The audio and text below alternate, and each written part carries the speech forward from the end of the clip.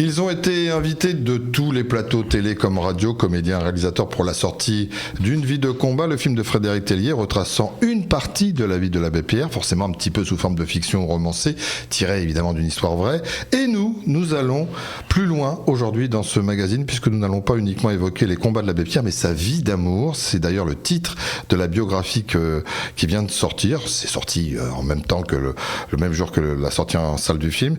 C'est Philippe Dupont, le directeur du centre Abbé Pierre d'Esteville, qui va venir nous en parler au cœur de ce magazine. Philippe, bonjour. Bonjour. Il était temps de réhabiliter la vie de l'abbé Pierre. Je blague un peu, mais c'est parce qu'il y a une somme de livres et d'ouvrages qui ont été édités. Il y a ce film, il y a eu d'autres films. C'est une partie de la vie, parfois romancée, parfois avouée ou non avouée. Et j'allais dire, le fait du hasard, vous sortez votre livre le même jour que la sortie du film et vous réhabilitez un certain nombre de choses qui sont importantes de comprendre dans la vie et la construction de tout ce qu'a pu faire l'abbé Pierre. Oui, tout à fait. Moi, je suis directeur du lieu de mémoire d'Esteville, près de Rouen, en Normandie. Ça fait 13 ans, en fait, que je passe mon quotidien professionnel à côtoyer des archives, des informations, des données, à rencontrer des témoins, des intimes, etc. de l'abbé Pierre. Donc, en 13 ans, j'ai récupéré de la matière, des informations sur l'abbé Pierre.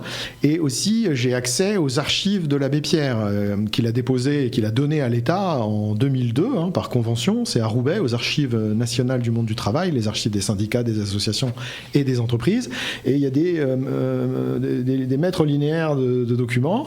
Donc en fait, il a laissé beaucoup de traces, l'abbé Pierre, énormément de traces, et donc par ma position professionnelle, j'ai l'opportunité de creuser la question, et effectivement, au fil des années, je me suis rendu compte qu'il y avait des choses à dire qui n'avaient pas été dites, et aussi des choses à corriger. Il y a une histoire endommagée qu'il vous fallait rectifier de par les recherches que vous avez effectuées.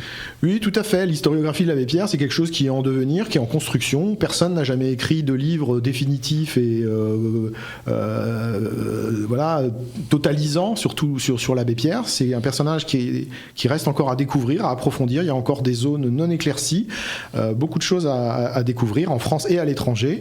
C'est une historiographie qui est en mouvement, et j'apporte ma pierre à l'édifice. 13 ans de recherche, des milliers de documents, le côtoiement d'intimes et d'amis de l'abbé Pierre, et effectivement, je pense faire avancer la connaissance de la vie de l'abbé Pierre. Alors vous avez mis le doigt sur plusieurs items qui sont importants sur lesquels il nous faut revenir.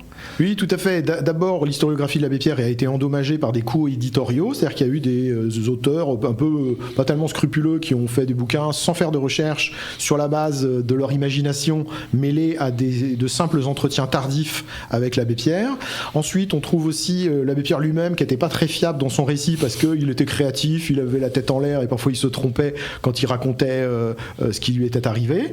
Ensuite, il est aussi important de montrer que l'abbé Pierre, c'est pas un ovni, c'est pas l'extraterrestre qui arrive tout seul et puis qui ressemble à rien d'autre, pas du tout. C'est quelqu'un l'abbé Pierre, c'est un homme qui ressemble à d'autres personnes de son temps qui ont été moins célèbres que lui. Il est la face visible, émergée d'un grand mouvement collectif. Et en plus, il y a une filiation de l'abbé Pierre. C'est-à-dire que l'abbé Pierre, il a derrière lui tout un courant de bâtisseurs, de militants de la lutte contre la pauvreté, de gens qui sont engagés pour apporter leur pierre à l'édifice d'un monde meilleur, d'un monde plus fraternel, et qui accorde une place importante aux plus fragiles, aux plus vulnérables de la société. Il est loin d'être le seul, il est le fruit d'une filiation, d'un mouvement, en fait, et ça avait été peu mis en valeur. Ensuite, on peut rajouter sur 2-3 éléments. Moi, j'ai essayé aussi de vulgariser les éléments de contexte, parce que le parcours de l'abbé Pierre, parfois on le comprend pas bien, parce qu'on comprend pas bien dans quel contexte ça s'insère. Et oui, pour ça, il faut se poser la question comment il est devenu député, et c'est vrai qu'on a focalisé aussi sur quelques déclarations quand il était député. Voilà, et donc si on n'explique pas, et surtout de façon simple et accessible, moi c'est un livre de vulgarisation. Moi je suis pas un historien prof de fac, je suis un historien de vulgarisation, c'est-à-dire que je fais des recherches et après je sais expliquer aux personnes simplement de quoi il s'agit, comment ça marche, pour que tout à chacun on puisse s'approprier des pans entiers de notre patrimoine. Et souvent l'histoire sociale, si on confie ça à des gens qui sont un peu obscurs ou qui passent leur temps à étudier mais qui n'ont pas ce sens de la vulgarisation, c'est-à-dire de vraiment démocratiser le savoir, ça devient un peu compliqué. Donc j'ai essayé de rendre accessible à tous le parcours de l'abbé Pierre dans son contexte historique, et tout d'un coup les actions qui nous paraissent un petit peu tomber des nuages, et ben elles s'éclairent et elles deviennent limpides, on les comprend bien, et aussi ça nous fait du bien. Vous avez aussi retravaillé, vous parlez de parcours, mais retravaillé les 50 premières années de la vie de l'abbé Pierre, sur lesquelles on est passé trop rapidement. C'est-à-dire qu'on s'est vraiment focalisé sur toute cette hyper-médiatisation qu'il y a pu y avoir, notamment sur la fin de sa vie. Voilà, dans les 30 dernières années de sa vie, l'abbé Pierre, il a la maladie de Parkinson. Il ne peut plus, il le dit lui-même à certaines périodes, dans les années 90, il disait je ne peux plus travailler, je ne peux être actif que 4 heures par jour. Donc, vous voyez, il y a des moments où il est vraiment en panne d'énergie. Pourtant, ceux qui l'ont connu à cette époque-là disent oh là là, quelle énergie il avait pour 70, 80, 90 ans, il était beaucoup plus énergique que la moyenne des petits papis ou des petites mamies qu'on connaît. Donc il faut quand même relativiser. On parle quand même d'un homme qui a énormément d'énergie. Donc même quand il est un peu en creux dans sa vie parce qu'il est malade, maladie de Parkinson qui est diagnostiquée au début des années 80, donc 25 ans avant son décès, il a vécu 25 ans avec cette maladie neurodégénérative, si je ne m'abuse, il était quand même dynamique. Mais simplement, ce qu'il faut voir, c'est que les 50 premières années de sa vie, c'est les années où, alors là, il est au summum de sa pêche, mis à part des épisodes de convalescence, parce que l'abbé Pierre a toujours eu une fragilité dans sa santé, une fragilité physique. Il a été au summum de son énergie, de sa force, les 50 premières années de sa vie, je voulais donner une plus grande importance, même si les combats tardifs sont aussi importants, mais je voulais donner une plus grande importance, une plus grande attention, je voulais faire un effort de recherche et de transmission des 50 années les plus fortes de sa vie, les plus trépidantes, même je pourrais dire les plus rock'n'roll un peu, parce que l'abbé Pierre, c'est fort, c'est une vie vraiment palpitante. Sans justement dénigrer les films qui ont été tournés sur lui, qu'est-ce que vous en diriez ? C'est une facette, c'est une romance, c'est justement ce qu'on a pu tirer des médias et qui a été repris énormément, sur lequel on a construit un scénario. Il y a eu trois films grand public qui ont été faits, un en 1955, un en 1989 et un en 2023.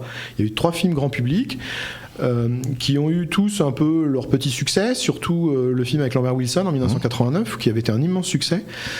Et effectivement, ces films-là n'échappent pas à la règle des films historiques, c'est-à-dire que en France et peut-être ailleurs, je ne sais pas, mais en tout cas en France, je le sais, les réalisateurs qui font des films historiques présentent des œuvres comme vraies, c'est-à-dire que le spectateur se dit le film se présente à lui comme étant une œuvre véridique, mais après quand des spécialistes ou des gens qui connaissent un peu mieux le sujet sont interrogés, ils disent oh là là, mais attention, ça s'est pas passé comme ça, voire même parfois il y a un peu des trahisons de la vérité. Donc en fait, je pense que tout ce qui a été fait, les 3 films qui ont été faits sur l'abbé Pierre, parfois peuvent un peu pécher sur la fidélité à la vérité accessible, pas des questions de débat un peu pointues entre spécialistes. Non, c'est des films qui ne sont pas fidèles à la vérité des faits historiques connus et qui parfois même peuvent être un peu préjudiciables à telle ou telle personne ou tel élément de compréhension. Ça, c'est un problème qui mériterait un débat de société. C'est pas seulement l'histoire de l'abbé Pierre, c'est tout le cinéma historique qui devrait être interrogé. Est-ce qu'il est fidèle au patrimoine et est-ce qu'il le transmet aux gens ou pas ? Voilà.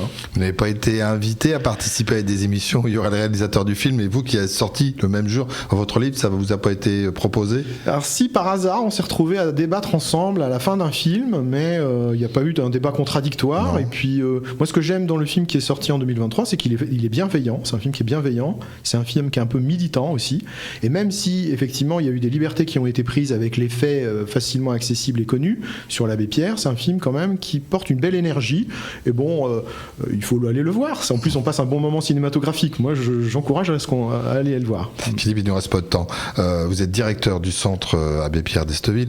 Qu'est-ce que vous avez découvert dans tous les travaux que vous avez menés et comment vous vous sentez proche, peut-être plus de lui que vous ne l'avez jamais été ? L'écriture de ce livre, et j'espère que ça fera la même chose pour ceux qui le liront, si vous voulez, c'est un peu initiatique. C'est-à-dire quand on se plonge dans un personnage comme l'abbé Pierre, ça vous transforme. Vous voyez, ça vous prend et ça vous amène quelque part. C'est tellement riche. Il y a du collectif, de l'individuel, du spirituel, du philosophique, de l'anecdotique. L'abbé Pierre, c'est quelqu'un qui vous emmène ailleurs. Donc ce livre-là, moi, il m'a transformé, il a agi sur moi comme un temps initiatique, surtout la rédaction. Donc j'ai mis 13 mois à le rédiger. Donc il m'a emmené quelque part. Donc il m'a un peu transformé. Et j'espère que les lecteurs aussi, ça fera le même effet. La biographie intime, le titre de l'ouvrage, Une vie d'amour par Philippe Dupont, le directeur du centre Abbé Pierre d'Esteville. Un film qu'on vous conseille. Allez, pour les périodes de fin d'année, c'est tout trouvé, mais vous pouvez également au-delà, bien évidemment. Merci beaucoup Philippe d'être passé par nos studios pour parler de ce livre important. Et puis pour toutes celles et tous ceux qui souhaitent réécouter, revoir ce magazine, vous connaissez la formule, mais je le rappelle, il y a nos podcasts audio et vidéo. Vous pouvez le faire grâce à nos applications, tout simplement sur le lien Radio Sensation.